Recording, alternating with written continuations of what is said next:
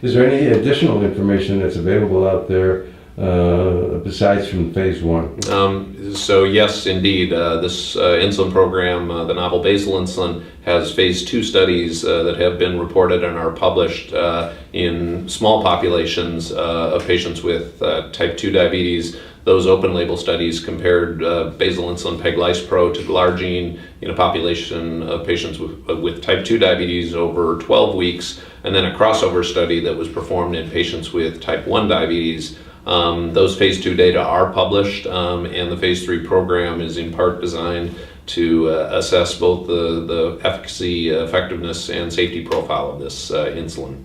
What about hypoglycemia?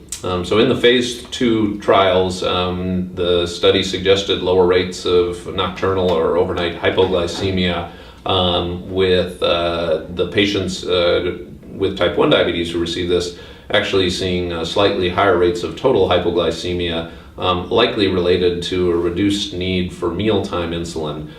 In the phase 3 studies, obviously we're awaiting completion of those trials, but the initial top-line results suggest in type 2 diabetes that lower rates of nocturnal hypoglycemia were observed. Total hypoglycemia and the other details will be released at future scientific meetings.